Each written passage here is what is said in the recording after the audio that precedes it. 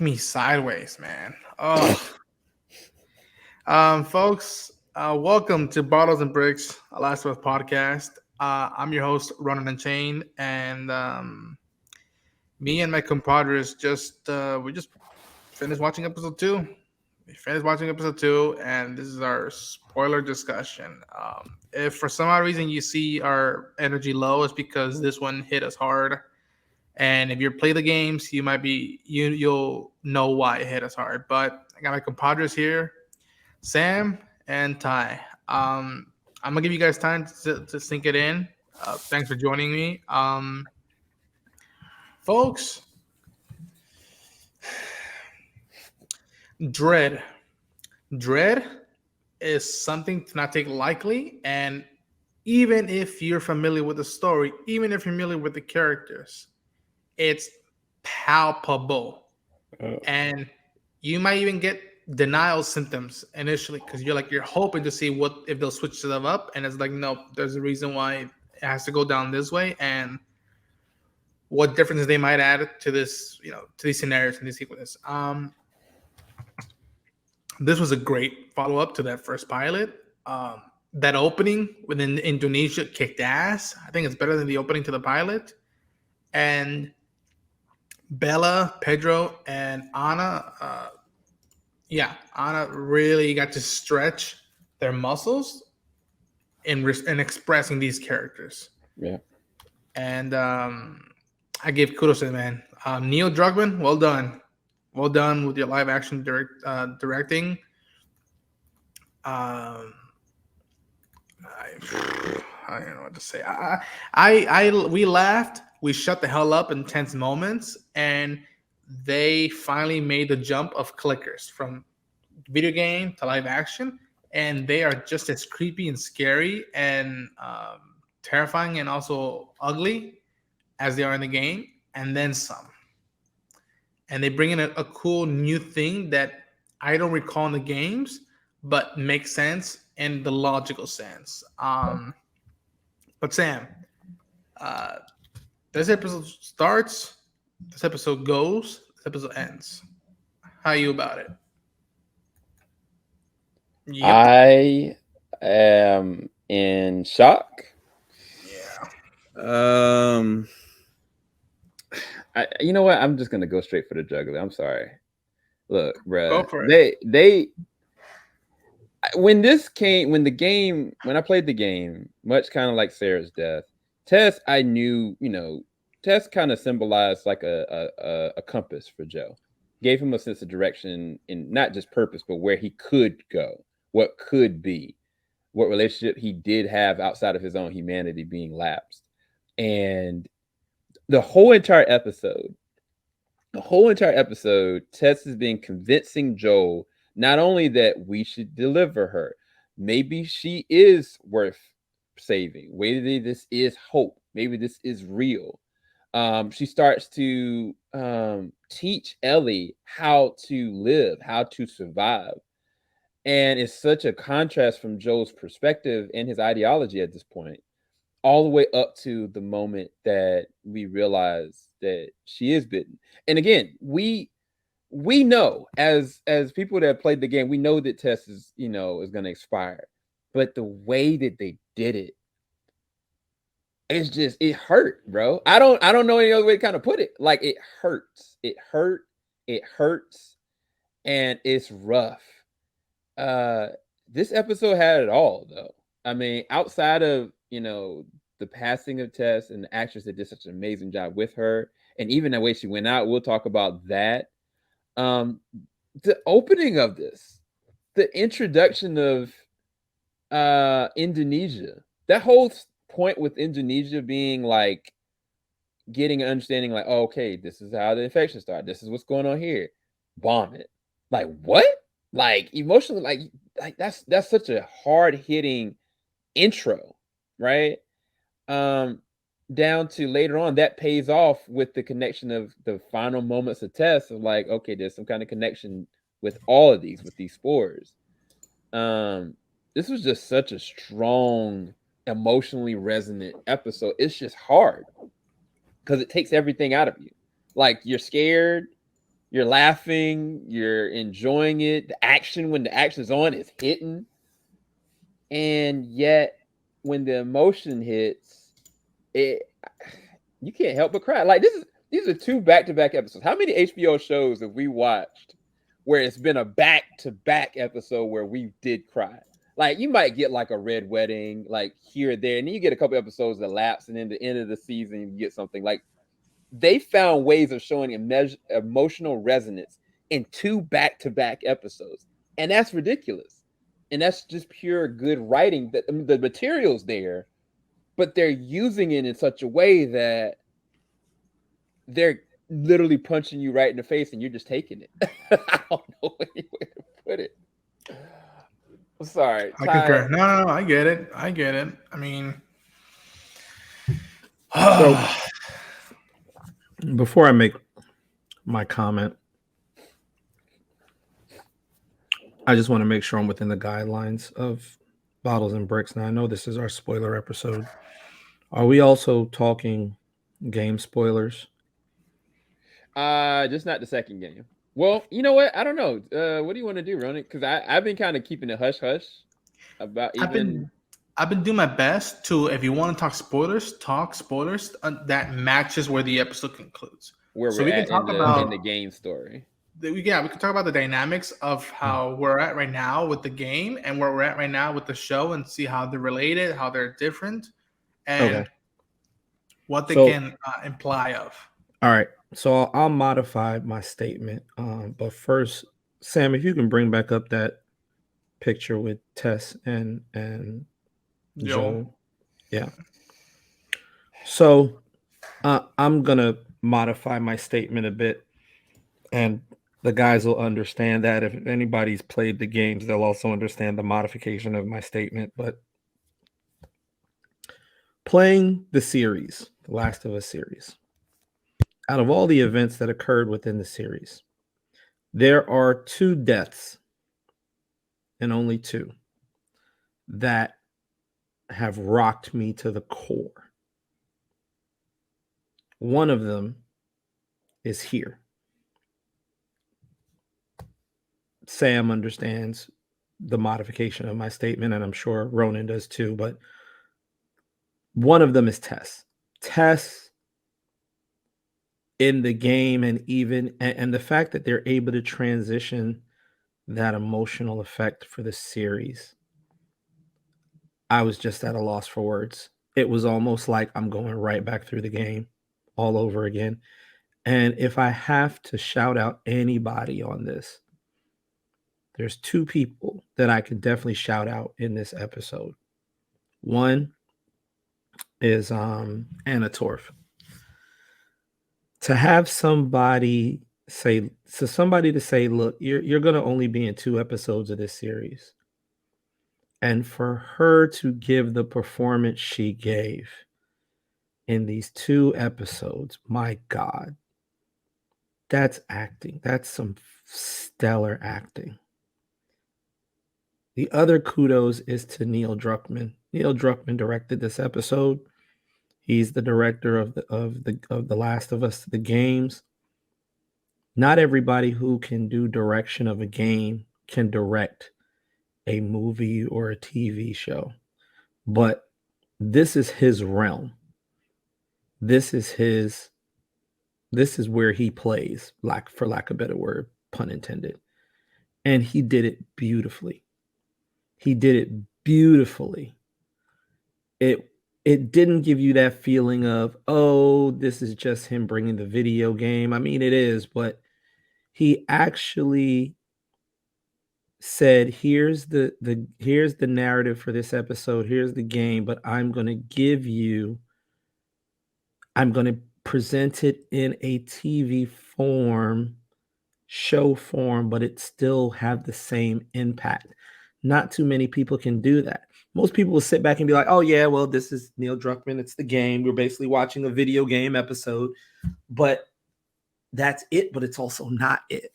Like, when you can watch something that you know is going to happen and still be left speechless, because as we talked in the first episode, spoiler discussion, It's the little subtle things, the subtle changes that make the biggest impact. And the way her death was handled,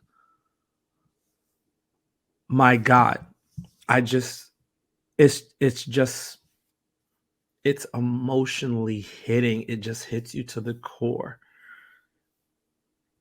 I just like I needed to walk away for a second after that episode. That's how heavy that was. Like, and the guys understood, thank you, but it's very rare that you have a show, any media of entertainment affect you in a way where you actually got to take a break and walk away to soak it in. This was that moment for me.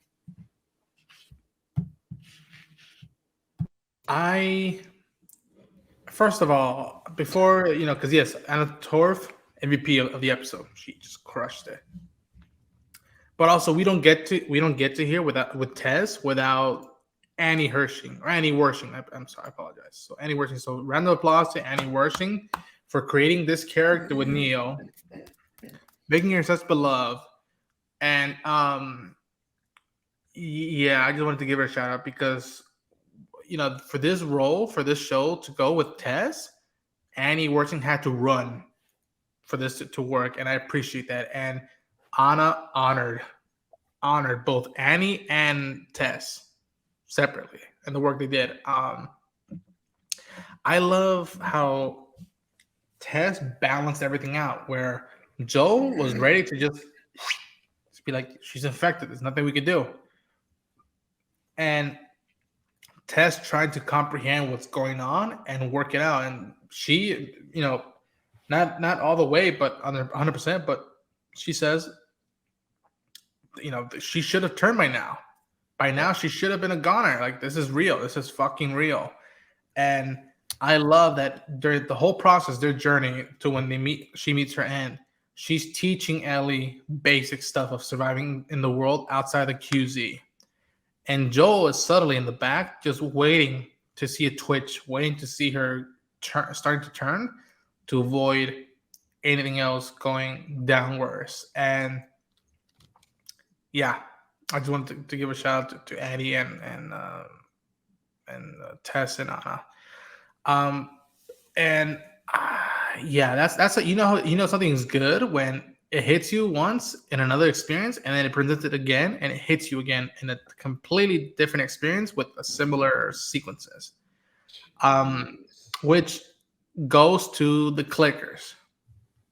And damn it, man. I was waiting to see, because she tells Joel, go ahead, just go look after her, like and him being like, the bite, she got bit again. She's like, can you just drop it? Just be like, she's not turning, just accept it.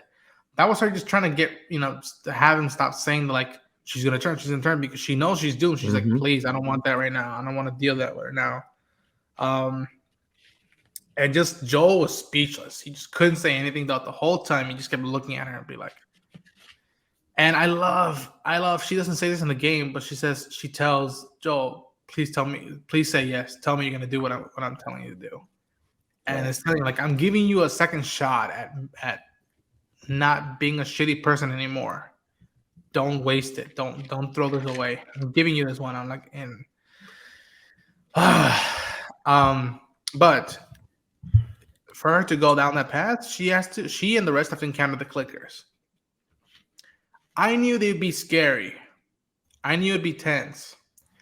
I didn't know they would capture the atmosphere almost verbatim, almost identical to how you will play out. And what they do a good job is that they say the smartest way to do it is stealth. Once that strategy is out the window, go guns blazing. Which when we talked about it, how we're like, some people choose to go stealth, some people choose to go guns blazing, and I love you talk about cinematography. I love how they showcase. Okay, Ellie and Tess are gonna run to the left side of the place, and while they're running, they're looking at Joel, and the camera just looks back at Joel trying to fight off a clicker. And I'm like, oh, that was such a unique perspective to cut back away from. Yeah. And the fact that they in exposition they threw out lore of how they work and how it's not just one thing to shoot them, it's another thing to not let them spread, because once that spread happens, the environment goes down, and then everybody else around them, even if they're far away, wake up and go to hone in on that position. So I love that it was strategical and part of the ecology of the breakdown of a clicker. Mhm. I love that they went into that depth for that. Yeah, I thought that was very fascinating because it puts a different level to the threat. Yeah. Because it's kind of like they're constantly in communication. It's not like, oh wow, they just popped up out of nowhere just because this is a game. Like, no, there's a science to this. Yeah. Even if you shot one down, if they were connected to a plate of grass that's still alive a mile away, that thread is going to connect with the rest of them. Even down to the one clicker that noticed that Tess was still alive, didn't try to harm her. He literally spread. He was trying to spread the infection to get her quicker on their side. That's just crazy, because then that means that you're dealing with the enemy that not only is functioning, but they can put you in very harm's way anywhere you go. Yeah. Which the game is kind of like, yeah, you worried about the spores, you worried about like the different variations of clickers, and you just in survival mode. You didn't think, oh wow, nowhere everywhere where I go, I'm in danger, kind of thing. And I think that's an interesting approach to a show like this, because then it makes it kind of an uncontrollable, unbeatable situation. Yeah. It's it's very incredible how they use the environment. The visual effects and everything on the environment, of course, is absolutely stellar, but how they utilize the environment to deliver across to the viewer the magnitude of this pandemic. You know, it's literally now showing intelligence. It's showing Yeah. a net. It's built its own network. Yeah. You know, where while we're focused on survival from being infected, it's focused on its survival by spreading as fast as possible. Yeah. Yeah. And when they do the prologue and the doctor who is, you know, a subject matter expert dealing with this, when she sits down and begins and basically realizes after that autopsy that the one thing that should not be happening is happening, and that officer says, hey, we need a cure, we need a vaccine, and she's like, listen to me carefully, there is no vaccine, there is no medicine. And he's like, what do we do? And she's like, bomb. Wow. One word: bomb the whole city. Just take everything out. Even though understanding when they basically said 14 people from that factory where it originated are missing, she's just like, take the whole place out. Yep. Take the whole place out. But she probably knows within her head she's just trying to do the best decision she can think of from her profession to contain it. But she clearly understands and knows that it's not contained at this point. It's over. But Yeah. the best you can do if you respond quickly is bomb Slow it down. slow maybe. it down. Yeah. And the last thing she just says is, someone take me home. I want to be with my family. I was Because right. she knows that's Yeah. and that's simply the prologue. And to go from the prologue through the events that lead up to Tess's death, not to mention, this isn't even like the pilot, an 81-minute episode. We've basically been deprived of 30 minutes and to have the same impact. And I understand why they're doing it, because they're trying to reel you in, but they are doing an absolutely damn good job. I mean, if after the first 2 episodes of this series, you're not interested in watching the rest, I don't even know what to tell you. Yeah, I don't know what to it's tell not you. for you. It's just It's not not for you. Nope. Yeah. It's not for you. And I was joking around, our last episode saying, "Oh, it's a 37 out of 10, it's 1,000 out of 10, it powers over 9,000." But out for this second episode, like I really mean it. It is a 10. This series, this season, I don't even want to say season. This particular series has the ability and potential to be a proper 10 out of 10 show. Nothing is ever perfect, but boy, when I tell you this thing is on the coattails of perfect out the gate,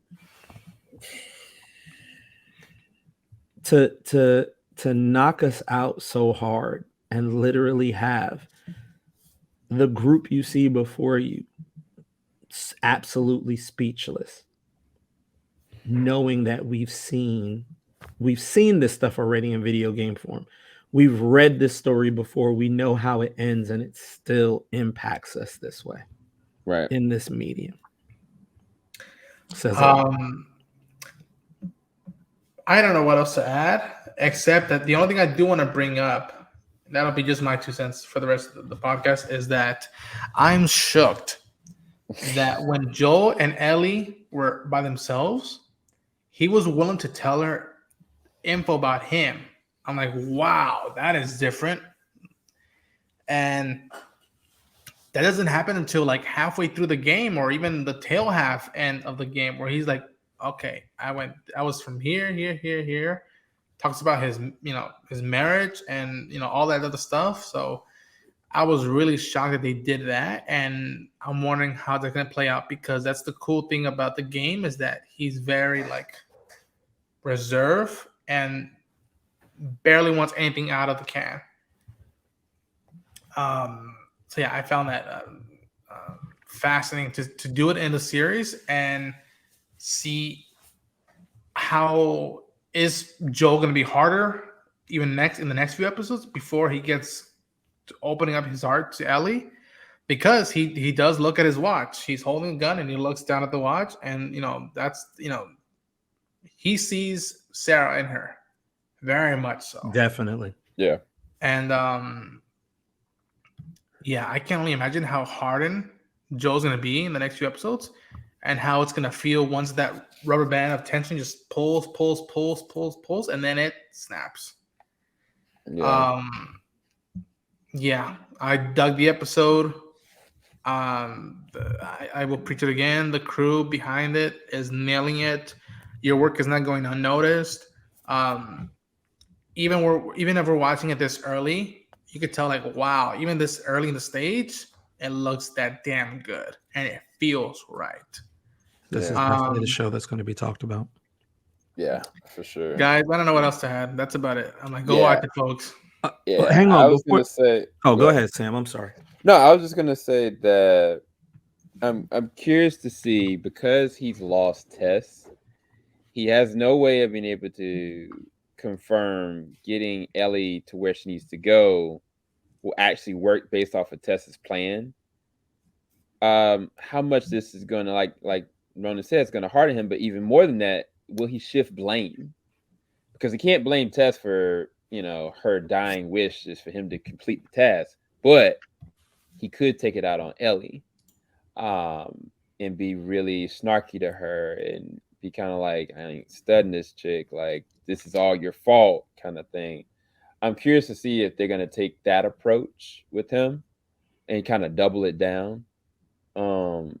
We know that if this is only the second episode and they were in this much danger, that it's gonna get rough. I think that's the thing that I didn't expect, that this much tension and terror and horror will come out of an episode like this that was so emotionally resonant, joyful at times, resonant to the game, but it was horrific at times. Like that jump was downright scary. Like when that clicker jumped over the freaking table and was on him, we were all and, like, and I was like, daggone, she got bit. And I was like, what is going on? Like that is great tension.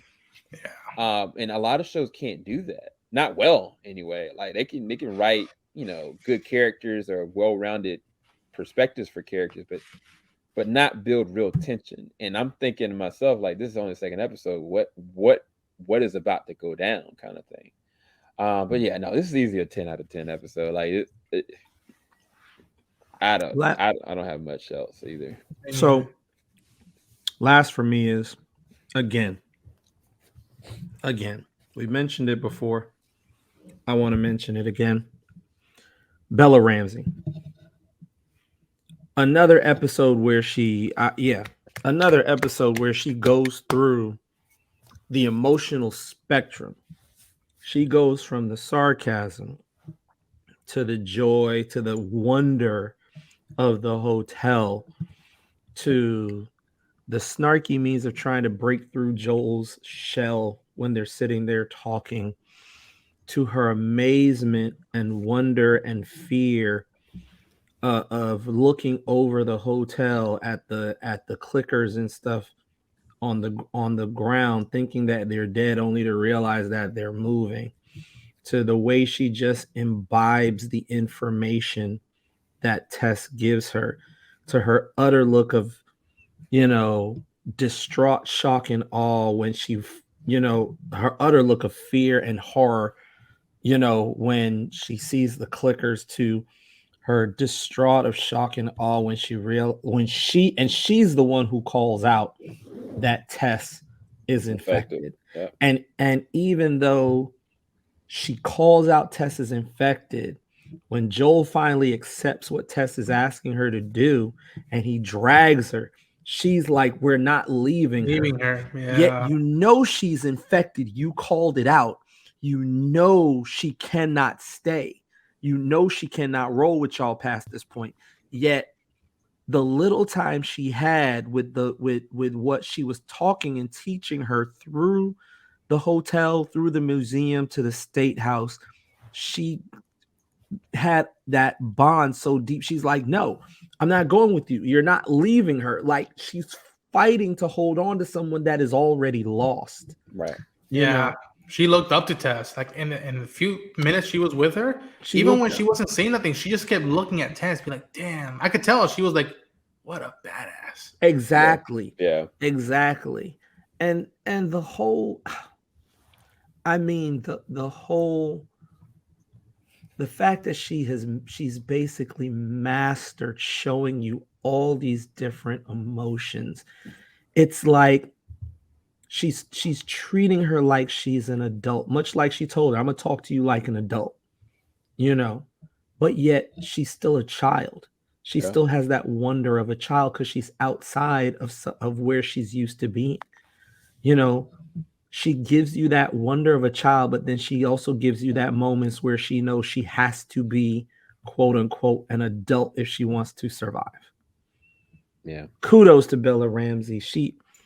She is continuing to give, and not just her, but Pedro Pascal, Bella Ramsey are doing Troy and Ashley justice. Yeah. Such justice.